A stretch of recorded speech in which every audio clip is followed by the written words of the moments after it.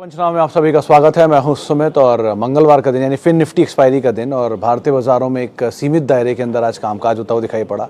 Specially second half of the day पूरा दिन 12 बजे के बाद से लेकर अब तक मार्केट्स बिल्कुल एक रेंज के अंदर ही कामकाज करते हुए दिखाई पड़े। सीमित रेंज में इंडिसेस ट्रेड कर रहा था।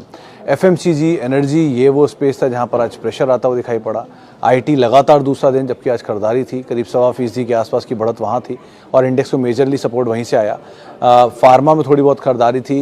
Mid cap flat to positive side पर था। स्मॉल कैप में हरे निशान में आज क्लोजिंग होते हुए दिखाई पड़ी, लेकिन फ्रंट लाइन इंडेक्स बिल्कुल ही फ्लैट, 20 अंकों के आसपास की गिरावट देखने को मिली।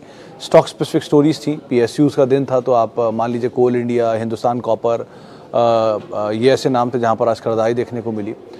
इसके अलावा आज न्यूज़ फ्लोज का इम्पैक्ट जहाँ पर था, अर्निंग्स था, तो अर्निंग्स का इम्पैक्ट सोम के नंबर आए तो उसका इम्पैक्ट यूनाइटेड स्पिरिट्स, यूनाइटेड ब्रिवरीज जैसी बाकी लीकर कंपनियों में स्प्रेड आउट होता हुआ दिखाई पड़ा। तो वहाँ पर भी एक अच्छा मूव देखने को मिला आज के सत्र के तक आते आते। लाइकवाइज बैंक्स में प्रेशर था। पीएसयू बैंकिंग बास्केट में पूरे प्रेशर था। बैंक्स में अदरवाइज भी प्रेशर आज सत्र में था। एचडीएफसी बैंक आज आउट परफॉर्म कर रहा था कंपेरेटिवली बाकी बैंक्स के, तो वहाँ पर थोड़ी तेज़ी थी, लेकिन अदरवाइज बैंक्स के अंदर प्रेशर था। एनबीएफसीज में प्रेशर था, तो इंडिया बुल्स हाउसिंग, एम&एम फाइनेंस और बाकी जितनी एनबीएफसीज हैं वो आज दबाव के साथ कामकाज कर रहे थे। ऑटो सेल्स का नंबर्स था, तो अलग अलग ऑटो सेल्स के नंबर अलग अलग स्टॉक पे इम्पैक्ट करता हुआ दिखाई पड़ा। कहीं पर एस्कॉर्ट में नंबर आया, एक स्पाइक आया, फिर वापस प्रेशर आता हुआ दिखाई पड़ा। सो लाइकवाइज रिएक्शन अलग अलग स्टॉक्स में अलग अलग तरीके से आता हुआ दिखाई पड़ा। लेकिन आज बैकफुट पर था एफएमसीजी, थोड़ी बहुत खरीदारी थी फार्मा में, लेकिन लगातार दूसरा, जबकि आईटी में एक मूव आता हुआ दिखाई पड़ रहा था। अब सवाल जवाब का सिलसिला शुरू कर लेते हैं और फेसबुक और साथ साथ यूट्यूब दोनों के ही सवालों को शामिल करने की कोशिश करते हैं। पहला सवाल जो मेरे पास आया है उसमें ओके, पहला सवाल है एचडीबीएल ऐड कर सकते हैं, मेरी बाइंग प्राइस 134 है और एचडीबीएल जैसा स्टॉक। मोदी सर, एचडीबीएल को लेने का जो ट्रिगर था वो था प्रमोटर की बाइंग। जब पहली बार मैंने उसको देखा था 64 रुपये पर, सोम डिस्टिलरीज की मैं बात कर रहा हूँ, वहाँ से वो शेयर आज 360 रुपये देखा था मैंने, 360 365 पहुँच गया, तो वहाँ से 300 रुपये ऊपर आ चुका है वो स्टॉक। तो ऑलरेडी इतनी बड़ी तेज़ी के बाद अब आपको लेने का कोई औचित्य बनता नहीं। वो बात अलग है कि ये बाज़ार में बज़ की 1000 रुपये भी हो सकता है, लेकिन वो बज़ है, अब उसमें कितना कन्फर्मेशन आता है या नहीं आता, आप फंस गए तो, पैसा फंस गया तो, ऐसी चीज़ें बहुत रहती हैं। और तेज़ी की मार्केट में तो बहुत सारी बस चलती रहती हैं, तो इस समय तो ज़रूरत से ज़्यादा कॉशियस होने की ज़रूरत होती है। तो इसलिए भी आप अवॉइड ही करो। पहली चीज़ तो जो आपके पास है चुपचाप बने रहो उसी में। अब रही बात सोम डिस्टिलरीज जैसा स्टॉक, तो सर जैसे स्टॉक आपको साल में ढेरों मिलते हैं, एक नहीं ढेरों मिलेंगे, बस थोड़ा पेशेंस रखो। हमेशा ज़रूरी नहीं कुछ ना कुछ लेते रहना, कभी कभी खाली करके कैश पे बैठने में भी अलग मज़ा है, तो कुछ ना करना भी कभी कभी बहुत एडवाइसेबल होता है। तो ये सिचुएशन ऐसी नहीं है जहाँ पर आप बहुत एग्रेसिवली बाय करो। आपको फिर भी लग रहा है कि सोम डिस्टिलरी जैसा कुछ स्टेक कोई शेयर होना चाहिए जहाँ पर थोड़ा मूव आना चाहिए, तो जुबिलेंट एंड ग्रेविया मैं हमेशा से बोल रहा हूँ, फिर बोलता हूँ, 379 का स्टॉप लेके आप लॉन्ग जा सकते हो। अभी वो जो भी दाम है उसका 430-26 जो भी घूम रहा है, लेकिन वो 379 का क्लोज स्टॉप लॉस आपको उस पर रखना पड़ेगा। देन इवन अदानी ट्रांसमिशन में भी आप 760 का स्टॉप लॉस लेके लॉन्ग जा सकते हो। नंबर ख़राब नहीं थे, आज टूट गया बात अलग है, लेकिन नंबर इतने कोई ख़राब ही नहीं है उसमें, तो वो एक बार को ठीक लग रहा है, आप देख सकते हो। अगेन बाकी कंपनियों के नंबर्स अवेटेड हैं, तो अभी नंबर्स को आन दीजिए। और रही बात सोम डिस्टिलरी की, तो जहां प्रमोटर की बाइंग हो, आपको याद होगा शोभा कुछ दिन पहले मैं बोलता था जहां प्रमोटर की बाइंग थी, एचसीएल कुछ दिन पहले बोलता था जहां प्रमोटर की बाइंग थी। इस लेवल पे प्रमोटर खुद ही बाय नहीं करेंगे क्योंकि ऑलरेडी शेयर उतने अपने हाइस पर आ चुके हैं। तो बेटर ये है ना कि आप उन स्टॉक्स में एंटर करो जहाँ पर प्रमोटर बाय कर रहे थे लोअर लेवल्स पर, तो वापस वो लोअर लेवल आए फिर एंटर कर जाना। तो अभी के लिए एटलीस्ट ये रिस्की बेट्स होंगे, तो यहाँ पर सोम ढूंढना इतना आसान नहीं है, बट ठीक है, वेट एंड वॉच में कोई बुराई नहीं है। लेना चाहते हो तो 2-3 नाम बताया, आप उनको देख सकते हो एक बार को फिर भी।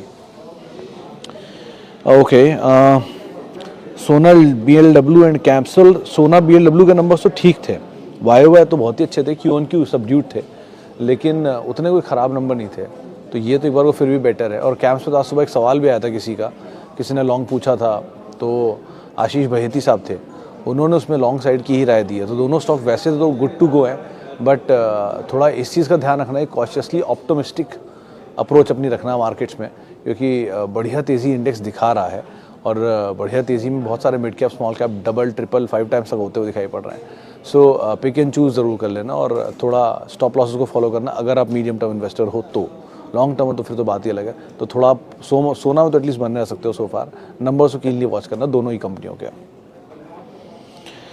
Okay, TCS and burger king long term view. Hemant sir, TCS पे मैं पहले बहुत बड़ी टिप्पणी कर चुका हूँ, लेकिन क्योंकि आप सवाल पूछ रहे हो इसलिए मैं टिप्पणी कर देता हूँ। Reliance and TCS both are quite a company to hold for long, तो इसमें तो कोई डिनाइल नहीं है मेरी तरफ से एटलीस्ट। अब आप ये पूछोगे कि क्या रिटर्न आएगा, तो 17-18%, 20% साल का, 18 से 20% या 15 से 18% साल का ये कंपनियां दे देती हैं आम तौर पे। एक साल में नहीं देंगी तो 2 साल में मिला कर दे देंगे, लेकिन दे देती हैं। तो इसलिए वो तो इनमें कोई डरने घबराने वाली बात है नहीं। क्वालिटी के बारे में कोई दिक्कत है नहीं, तो आप आराम से बने रह सकते हो। तो ये तो 2 हो गई, संक्षेप रूप में इनको समझा दिया कि दोनों आप एंटर कर सकते हो, कोई दिक्कत नहीं है। बट जितना नीचे एंटर करो वो आपके लिए ज़्यादा फेवरेबल है। अब रही बात बर्गर किंग की, वो ब्रांड एशिया बन गया है, तो उसमें 2 बहुत बीटन डाउन है, बहुत चला नहीं है, और बाकी पीयर्स के चल चुके हैं, जिसमें जुबिलेंट, वेक्टर, इन सब के नंबर अच्छे हैं, तो चले भी हैं, सपोर्टिव है। वेस्ट लाइफ भी चला है। तो लग तो रहा है कि थोड़ा कैचअप रैली आनी चाहिए बर्गर किंग में, जिसे हम ब्रांड एशिया के नाम से अब जानते हैं। लेकिन आप लॉन्ग टर्म के लिए इसको मत पिक करना। लॉन्ग टर्म के लिए इससे बेटर तो एक बार को फिर भी बेक्टर लाइफ हो सकता है। मैं नंबर्स देखे हैं थोड़ा बहुत, आज मैं भी उसका वो डू यू नो बना रहा हूँ बैठ के। लेकिन मिसेस बेक्टर के केस में क्या है कि स्ट्रॉन्ग कंपनी है, अच्छी जनरेशन है, गोइंग फॉरवर्ड एक सक्सेशन प्लान बना हुआ है, नंबर सपोर्टिव हैं, 20% के आसपास के रेवेन्यू एक्सपोर्ट से आते हैं, 4% मार्केट शेयर ओन करते हैं बिस्किट कमांड में। 1996 से वो मैकडोनल्ड को सप्लाई कर रहे हैं, इवन क्विकर ओट्स को सप्लाई कर रहे हैं। ये बड़े नाम जितने KFC वगैरह इन सबको ब्रेड सप्लाई कर रहे हैं, तो they have a strong hold comparatively. But again वो चला बहुत है, तो नीचे मिल जाए तो वो ज़्यादा अच्छी डील हो सकती है एक बार को कंपेरेटिवली ब्रांड एशिया के। लेकिन ब्रांड एशिया मोमेंटम के लिए ठीक ठाक है, थोड़ा बहुत कैचअप हो सकता है उसके अंदर, उसको आप फॉरवर्ड या फॉलो अप कर सकते हो। बट रिलायंस एंड टीसीएस तो are good to go at any level, but जितना नीचे मिल जाए उतना अच्छा। ओके, आगे बढ़ते हैं। UPL and SRF CMP। Parcel UPL के इसमें 590 का एक स्टॉप लेना और फिर आप लॉन्च जा सकते हो, लेकिन स्टॉप ज़रूर रखना, क्योंकि कल जो नंबर आए थे तो कल बाज़ार में बस्ता के नंबर वीक आएंगे, लेकिन यूपीएल रिएक्ट नहीं करेगा। और वही हुआ, जब नंबर आए तो यूपीएल ने एक डिप लिया और वापस घूम गया। तो 620 रुपये के आसपास सब मैंने देखा था, आज मैं भाव नहीं देख पाया। लेकिन कल जब मैं इसको देख रहा था, चार्ट चेक वगैरह कर रहा था, तो 590 मुझे इसके लिए ठीक सपोर्ट दिख रहा था। तो एक मतलब 600 ऐसे सपोर्ट है, लेकिन 590 on a very cautious side आप रख के चल सकते हो स्टॉप लॉस, और लॉन्ग जा सकते हो। रिस्की बेट है, लेकिन फिर भी 590 का एक स्टॉप लेके एंटर कर सकते हो। नंबर्स आ चुके हैं, जहाँ भी नंबर आ चुके हैं और ख़राब भी आ चुके हैं, वहाँ पर जाने में कोई बुराई नहीं है। मिसाल तौर पे ऐसा इसलिए इन ग्रेविया बोल रहे हो, नंबर ख़राब आ चुके हैं, तो वहाँ ऑलरेडी बुरा हो चुका था जो होना था, और उसके बाद एंटर कर रहे हो आप। तो अब एक क्वार्टर के लिए उसमें कुछ नहीं होना, अब जो होगा अगले क्वार्टर में होगा, तब का तब भाव देखा जाएगा। सेम डीवीस में था पिछली बारी, 2800 का लेवल, फिर 3100 का लेवल, आज 3600-3700 का लेवल आ गया। तो एक क्वार्टर में डिस्काउंटिंग हो जाती है नंबर की, तो उस नंबर की डिस्काउंटिंग बाद अगले क्वार्टर की डिस्काउंटिंग से पहले आप एंटर कर जाते हो। सो अकॉर्डिंगली आप फॉलो अप कर सकते हो। और अभी अगर जाना चाहते हो तो UPL is good to go. SRF मुझे एक बार को देखना पड़ेगा उसके नंबर कैसे आए हैं, या आए हैं नहीं आए हैं, लेकिन एटलीस्ट यूपीएल तो मैंने देखा हुआ है। Any stock for festive season. अरुद सी, मेरा अगर मतलब आप मेरा इंडिविजुअल ओपिनियन चाहो तो मुझे लगता है कि मान्यवर में जा सकते हो आप, वेदांत फैशन में 1170 का एक स्टॉप लॉस आप लेकर इसमें आराम से लॉन्ग जा सकते हो, क्योंकि बहुत सारे मल्टीपल टेल विंड है इसके लिए। पहला, ये जो क्वार्टर अभी गया है, इस क्वार्टर के नंबर में Q-on-Q बेसिस पे वीकनेस ही, वाई अच्छे नंबर थे। कॉन कॉल में खुद मैनेजमेंट ने बोला है कि सेकंड हाफ ऑफ फाइनेंशियल इनके लिए अच्छा होता है, क्योंकि उसमें फेस्टिव का डिमांड आता है। 1, अगला जो क्वार्टर होगा Q2 वो स्लम क्वार्टर होगा, क्योंकि उसके अंदर श्राद्ध आते हैं। तो श्राद्ध में यूजुअली पिकअप नहीं होती शॉपिंग जो है, लेकिन श्राद्ध में इन्वेंट्री पाइलअप होती है इन कंपनियों की। ये इन्वेंट्री पाइलअप करते हैं श्राद्ध में, और उसके बाद इनमें पिकअप आता है। वेदांत फैशन फॉर योर रेफरेंस में बता दूं कि उसने आज तक कभी सेल नहीं दी, मतलब मान्यवर ने कभी अपनी हिस्ट्री में आज तक सेल ही नहीं दी। वो इकलौता ब्रांड है इंडिया में सेल नहीं दिया, मतलब वन ऑफ द ब्रांड है, इसने सेल नहीं दिया। तो आप अदरवाइज भी देख सकते हो 1160-70 इसलिए कि वो लेवल था जहाँ पे ब्लॉक हुआ था प्रमोटर का, और वहाँ पे प्रमोटर को ब्लॉक इसलिए करना था क्योंकि इनकी 75% की मैंडेटरी सेबी की जो नॉर्म है उसे मीट करने के लिए उन्हें ब्लॉक करना था। तो वो लेवल फिर भी गुड टू गो है, तो इसलिए उसके जितना करीब या उसको स्टॉप लॉस लेके आप अगर एंटर करना चाहो तो कर सकते हो। लग रहा है कि फेस्टिव में अगर डिमांड पिकअप करेगी तो वहाँ पे इम्पैक्ट आना चाहिए। 1, 2, आप कंज्यूमर ड्यूरेबल थोड़ा बहुत देख सकते हो, but again and even cement and this paint, अगर ये नीचे बहुत तेज़ी से आ जाते हैं किसी बुरे दौर में, तब इनमें एंटर करने में बुराई नहीं है। तो इनको आप ध्यान रखना, स्पेशली सीमेंट में ACC के नंबर अच्छे थे और आउटलुक उन्होंने बहुत अच्छा दिया है। तो जो सीमेंट आपको बीट एंड डाउन दिखाई पड़ रहा है वहाँ पर आप एंटर करो। तो स्कोप वो ढूंढना जहाँ बहुत टूटे हुए हों और वो ढूंढना जिनकी लॉजिकल डिमांड पिकअप करेगी।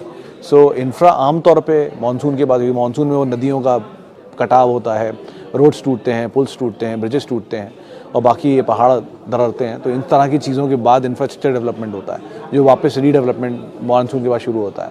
प्लस आप ये भी देखोगे हम इलेक्शन ईयर से पहले जा रहे हैं, तो गवर्नमेंट की स्कीम भी तेज़ी पकड़नी चाहिए। प्लस आप घरों की पुताई और वो सब भी शुरू हो जाता है, तो इसीलिए स्पेस भी पिकअप करना चाहिए सेकेंड हाफ में। अब बाकी आप अटकलें लगा सकते हो, देखते हैं सिचुएशन ऑन द ग्राउंड कैसी होती हैं, लेकिन अभी के लिए तो ये चीज़ें दिख रही हैं, आप उनको देख सकते हो एटलीस्ट। जॉनसन कंट्रोल सर बहुत ज़्यादा चला हुआ शेयर है, मतलब 150 रुपये पहली बार मैंने इसे ट्रैक किया था, अब तो ये बहुत 2600 देखा था, फिर पता नहीं कहाँ घूमता है, 1800 शायद 1900 घूम रहा है, लेकिन नंबर्स के कभी सपोर्टिव आते नहीं है। दो इक्विटी छोटी है, एमएनसी जाइंट है, लेकिन स्टिल इन्होंने अपना कंपनी डीमर्ज कर दी जो पावर वाली कंपनी थी, हिताची का पावर नाम है, क्या नाम है उसका, वो ज़्यादा बेटर है कंपेरेटिवली जॉनसन कंट्रोल से। ये एसी वाली हो गई, वो एस्केलेटर वाली हो गई, तो उसको एक बार को देख लो, वो ज़्यादा इंजीनियरिंग की अच्छी कंपनी है कंपेरेटिवली जॉनसन कंट्रोल हिताची से। ओके, IBHFL में क्या करूं? IBHFL मेरे ख्याल से India bulls housing finance limited हुआ। रविंदर जी ये मतलब पुराना दुख है, तो इसलिए India bulls housing, India bulls real और जी एंटरटेनमेंट या पूरा जी ग्रुप, इनमें आपको कोई भी तेज़ी मिले, आपको कहीं भी प्रॉफिट बने, एक रीजनेबल प्रॉफिट बने, आप निकल जाओ, यही एक एडवाइस मैं दे सकता हूँ। ये पुराने एक्सपीरियंसेस हैं मेरे। बाकी आप खुद ही अपने हिसाब से भाव देख कर कॉल लेना, लेकिन आम तौर पे इस ग्रुप के साथ यही प्रॉब्लम रही है, इसने बहुत पैसा बहुतों का बर्बाद किया है, तो इंस्टेड आपको कोई भी मौका मिले आप निकल जाओ, ज़्यादा बेटर है। Okay, can we add Deepak nitrite for long term? कर सकते हैं निक सर, लेकिन इससे बेटर आप वेट कर लो, ये यूपीएल को एंटर कर लो, ये ज़्यादा लॉजिकली दिख रहा है नंबर वाइज। तो लेकिन Deepak Nitrite is good to go. देखिए इस क्वार्टर के नंबर में केमिकल सबके नंबर ख़राब आने थे, बट एक पार्ट अच्छा दिख रहा है कि डिमांड पार्ट अभी भी मजबूत है, इनपुट कॉस्ट नीचे आ गई है, सो थोड़ा स्टेबल होने दीजिए, 1-2 क्वार्टर में चीज़ें वापस पिकअप कर जाएंगी। इसीलिए लग रहा है कि ये जो कंपनियाँ थी, इनग्रेविया, SRF, अतुल, ये सब पिकअप करना शुरू कर रही हैं। So they are good companies, even Deepak Nitrite is a very good company. Deepak Nitrite, SRF, Atul, UPL, PI, Jubilant Ingrevia, सब बड़े नाम हैं, ऐसा कोई छोटी कंपनियां नहीं है। इवन लक्ष्मी ऑर्गेनिक के नंबर भी ठीक थे क्यों ऑन क्यू बेसिस पर, तो चीज़ें पिकअप हो रही हैं।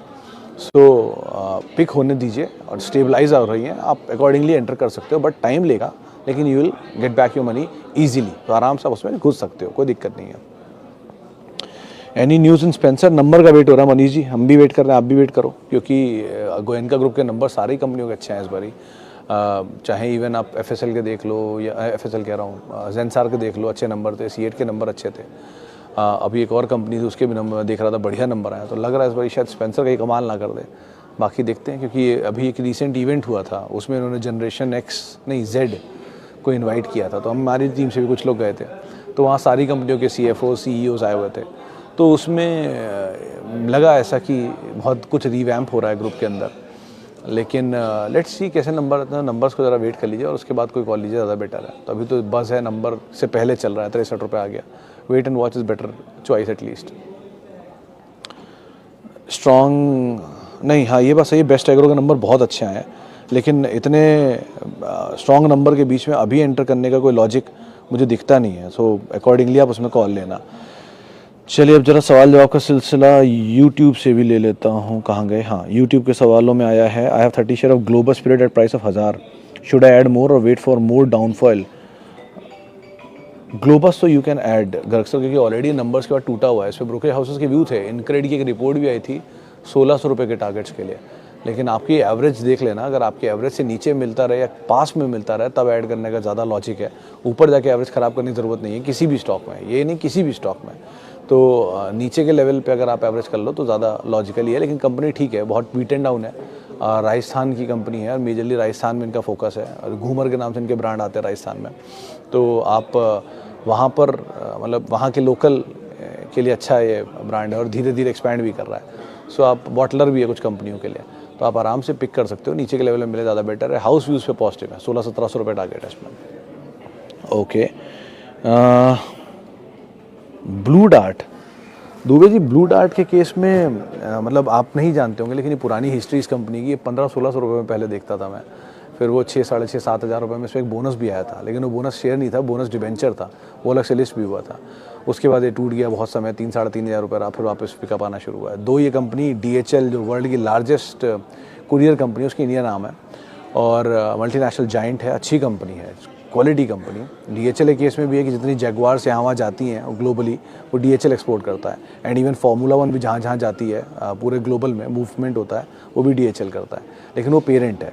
इंडियन आर्म भी अच्छी है, स्टैगनेंट प्रॉफिट है, थोड़ा ग्रोथ मिल जाए प्रॉफिट में, और प्रॉफिट अगर साथ साथ अर्निंग में यानी कि डिविडेंड में थोड़ा और ग्रोथ आ जाए तो स्टॉक में रफ्तार आ जाएगी।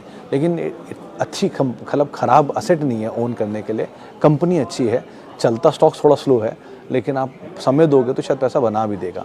लेकिन 2 असेट कंपनी अच्छा है, ऐसा ख़राब असेट नहीं है। लॉजिस्टिक में इससे अच्छी कंपनी एटलीस्ट कोई नहीं है सो फार। तो आप गति को एक बार वो काउंट कर सकते हो, लेकिन वो भी इसको टक्कर नहीं दे सकती जिस तरह का ये प्लेयर है। सो आप अगर लॉजिस्टिक्स में जाना चाहते हो तो ब्लू डार्ट में डोमिनेंस है, आप जा सकते हो वहाँ पर। ओके, HDFC बैंक होल्ड करें। आइनॉक्स ग्रीन के राजेश जी नंबर बेटर थे इस बारी, और उनका एक नया नाम भूल रहा हूँ, N से नाम है, उसका यूनिट का प्रोडक्शन भी शुरू हो गया, तो नंबर्स में रिफ्लेक्ट भी होगा। कॉल बड़ी वो दी है ऑप्टिमिस्टिक, लेकिन 30-35 रुपया और मिल जाए, 100 रुपया आ जाए तो ही तक आप इसको रखना, स्टॉप लॉस ट्रेल करना, कॉशियसली ऑप्टिमिस्टिक रहना इसके ऊपर। हाउस व्यूज़ बहुत अच्छे थे इस बारी के नंबर्स के बाद, और अदरवाइज भी। और रही बात HDFC बैंक की, तो HDFC बैंक तो ऑब्वियस बात है, it's good to hold and buy at any dip, it's a better option. कुछ समय दीजिए, ज़्यादा अच्छा पैसा बना के आपको देगा, लेकिन समय लेगा, पैसा बढ़िया बना के देगा, और बहुत अच्छा असेट है अपनी नेक्स्ट जनरेशन को पास ऑन करने के लिए। उसके लिए इतना सोचने की ज़रूरत नहीं है, इसलिए HDFC बैंक के लिए। EID पैरी सिसु solar power grid for mid term मुझे पता नहीं विभाग साहब, लेकिन EID पैरी शुगर में अगर आप कोई लॉन्ग टर्म आइटम ढूंढ रहे हो तो EID पैरी हो सकता है। SW सोलर के केस में थोड़ा स्केप्टिकल हूँ, क्योंकि वो जो रिलायंस का बाइंग प्राइस है उसके ऊपर निकला है, अब पता नहीं कहाँ तक सस्टेन कर पाएगा, बट बहुत लंबा समय दिख नहीं रहा। इसमें एक बड़ा ऑर्डर आने वाला है अफ्रीका का, वो आ जाए तो एक ट्रिगर के तौर पे कामकाज कर सकता है।